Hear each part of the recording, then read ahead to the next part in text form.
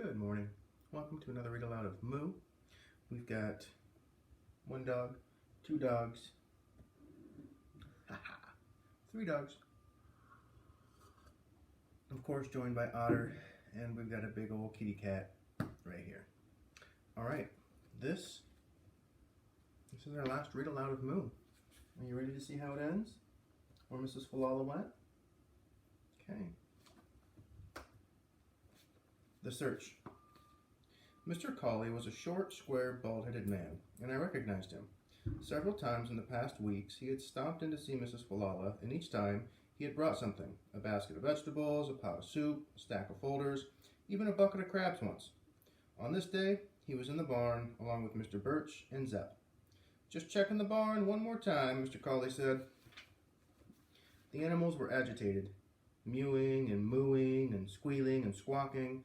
I went straight to Zora, who was complaining loudly. "Arr, arr."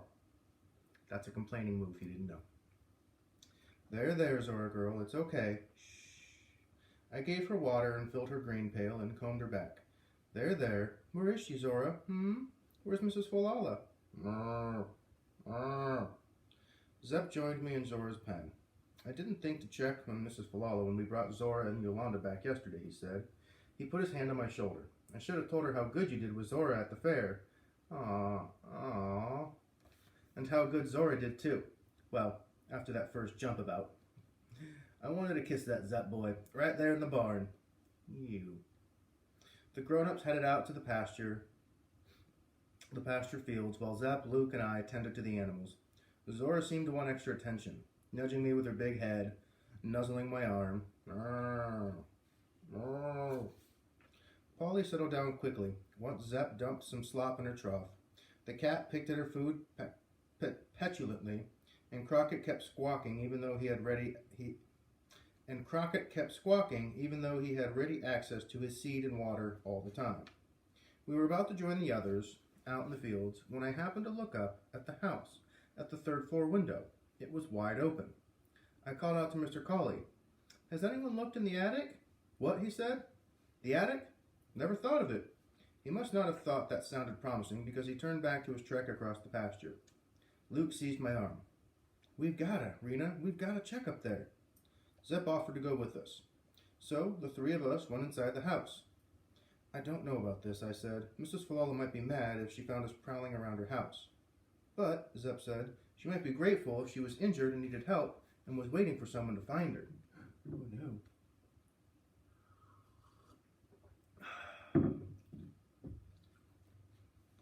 Mr. Colley had said he'd already checked the rest of the house, so I suggested we go straight to the attic. It was eerily quiet inside. The rooms were sparsely furnished with old but comfortable-looking sofas and chairs and dark wooden tables.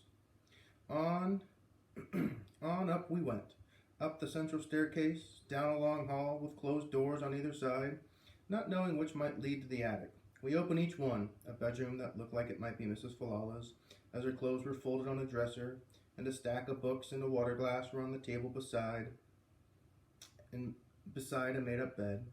Next, a storage room, with boxes and suitcases, and the third room seemed to be a guest room, with its simple bed, table, and dresser.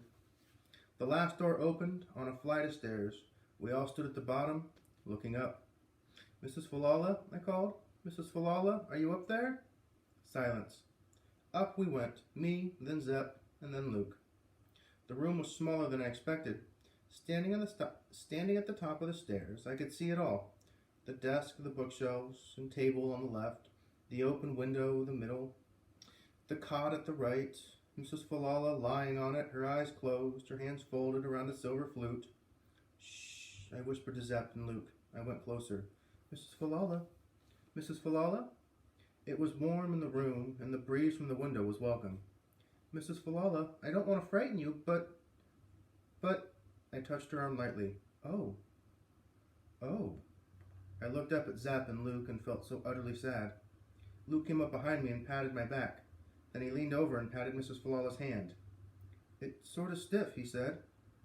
Zep said, "I'll tell the others." "Thanks, we'll wait here." I didn't want her to be alone in the room at the top of the house with her silver flute. Portraits. While Luke and I sat quietly beside Mrs. Falala waiting for the others, Luke whispered, "Did you see what's on the walls?" Dozens of drawings were tacked along the walls. Renderings of the barn, the house, Zora and Polly and Crockett and China and Edna, the pasture, the fence, the trees. "Did you see the ones of us?" Luke said. There were several sketches of Luke, all of him sitting on a hay bale drawing. 2 drawings showed me and Zora. In one, Zora was pushing me over with her big head, and in the other, I was resting my head along her back, staring off into the field. Mrs. Falala must have tacked them up in the order she finished them, because at the far left, the drawings were primitive and awkward, but you could see her skills improving as you scanned the room, for the ones at the far right, nearest her cot, were the most detailed and fanciful, even playful. On the table was her drawing pad with 2 final sketches on it. One was of me holding a show stick in one hand and Zora's halter in the other, both of us looking at each other, with blue ribbons floating in the air all around us, a big plop of manure behind Zora. The other drawing was of Luke and me, as we were riding away on our bikes, and trailing behind us were all the animals. Zora and Yolanda and China, Crockett, Polly, and seagulls flying circles over our heads. Very small in the bottom right corner was a little figure with a long braid, her hand raised in the air. Mrs. Falala's gifts. According to Mr. Colley, Mrs. Falala had spent the past month getting her affairs in order, as he said. This included making out a will, which she and Mr. Colley had finalized the week before the fair. She must have had a sense about things. Old people do, you know. After all, she was losing her sight. She was? Yes, and fell a few times. She did? Yes, and she was feeling so weak. She was? Yes, but for the first time in a long while, she had stopped worrying about what would happen to the animals if she died. She must have been looking for just the right family, and, well, along you came. Us? Yes, it's here in a will. She wants you to have the animals. Us? Mom repeated. The animals? Dad said. Yes, the cow, the pig, the cat, the parrot. Luke said, the snake? Oh, is there a snake too? Well, yes, I suppose. Dad said, but we don't have a farm. We can't take care of the animals. I hadn't cried yet about Mrs. Falala's death, but I cried then, thinking of her and what would become of her animals, Zora especially. Maybe you could buy this place then, Mr. Colley said. Mom and Dad exchanged a look. I knew that look. We can't afford this place, Dad said. It's a great idea, but I'm still looking for a job. Oh, Mr. Colley said. Oh, I see.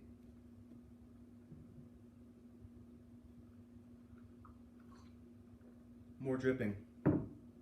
When we left Mrs. Falala's that day, we were all feeling low and blue. Luke and I took turns weeping and staring out the windows. We all took naps. We wept some more. The drip, drip of the rain matched our dripping eyes and our sagging souls. And then I had an idea. It is strange how ideas can arrive out of a dripsaging blue. I wonder if dripsaging is actually a word. I'll have to look it up. Come on, Luke, I said. Let's go find Mr. Colley. The proposal. We found Mr. Colley sitting at Mrs. Falala's kitchen table, reviewing documents. I'm glad to see you, he said. Do you think you and Luke and your friend Zepp can feed and tend to the animals until I arrange for someone else to do it? Sure, I said. We'd be missing Zora so much if we couldn't do that, right, Luke? Right. Mr. Colley, your property is next to this, isn't it? Yes, over there, the house with the blue door. And wouldn't you like to have more land? I stood by the window looking out. All that nice pasture and that little pond, Mr. Colley joined me at the window. It is a nice piece of land, he agreed. We talked a little longer, and then Luke and I fed the animals again before leaving the following day. Mr. Colley phoned and talked to Dad. I have a proposal, he said. Let's talk. 6 months later. It's hard to imagine that it was less than a year ago that we first thought of moving to Maine. And now here we are, at home in the house on Twitch Street, with a blizzard raging outside and a fire roaring in the fireplace and animals warm in the barn. Mr. Cawley bought Mrs. Falala's place, an investment, he said, and hired Dad as the live-in manager, and we all moved here in September. We had a summer of cows and fairs and lobsters and ocean and riding our bikes up and down the narrow roads of this coastal town. We had an autumn of dazzle-dazzle leaves, red and orange and yellow, going to a new school, meeting new friends. We've had our first Christmas here, and our first blizzard, and our first power outage, and many, many shovelings of snow. And for 5 months now, thanks to Mrs. Falala, we've had the company of Zora, and Polly, and China, and Crockett, and probably Edna the Snake, who we hope is hibernating, here on Twitch Street. Yolanda is also here, and Zep visits daily. Is he coming to see Yolanda or you? Dad asks regularly. I don't answer that question, because I don't know the answer. From a file Mrs. Falala kept on her cows, I learned about Zora's lineage. She did indeed come from a long line of champions. And maybe one day when I show her at fair, she will receive a blue ribbon, or become a grand champion, but right now, I have a lot more to learn about showmanship and about Zora.